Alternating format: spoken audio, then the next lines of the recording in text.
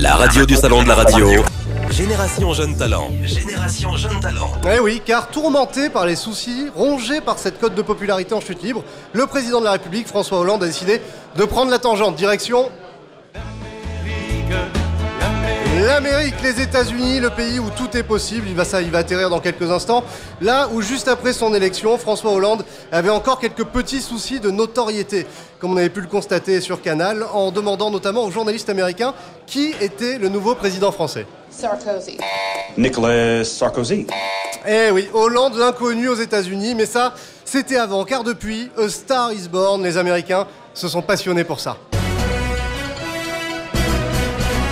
Private affairs. Reported allegations of an affair. He's been having an affair with an actress. La fameuse affaire. Valérie, Julie, le scooter, ils sont au courant de tout. Ils n'en ont pas raté une miette. Du coup, François Hollande est attendu comme une rockstar aux États-Unis, comme a pu le constater l'envoyé spécial de RTL, Yael Gauze, en se baladant dans les rues de Washington ce matin. Qui est-ce qui vient? Un Premier ministre? Pourquoi, à votre avis, il y a ces drapeaux français dans Washington? Vraiment, je sais pas. Hein. Qu'est-ce que c'est?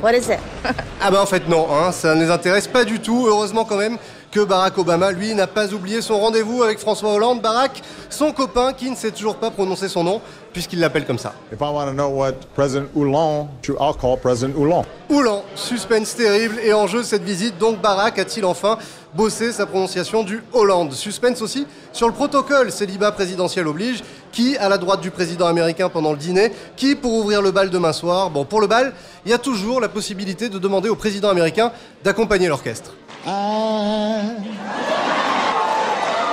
Ce qu'il fait plutôt bien d'ailleurs. Comme ça, pendant ce temps-là, François pourra inviter Michel à danser. Et puis niveau discussion entre les deux chefs d'État, pas de problème.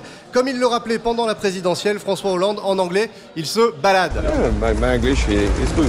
Ouais, son English is good. À ce niveau-là, même pas besoin de traducteur. Et puis pour les sujets de conversation, là aussi, pas de souci. Comme par hasard, c'est la rumeur du jour qui enfle sur les réseaux sociaux et sur Twitter.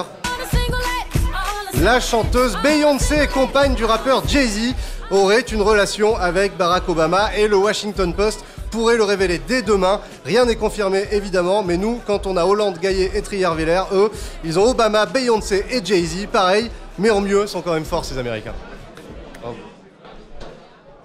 Ok, c'était très bien, bravo monsieur Cyprien Signy. On va vous laisser repartir maintenant sur les ondes d'RTL. C'est pas trop loin. Et puis vous reviendrez tout à l'heure pour le verdict. Absolument, à tout à l'heure. Et on remercie évidemment toutes les équipes de Broadcast Associés. Maxillaire, un grand merci à tous et on se retrouve tout à l'heure pour la cérémonie.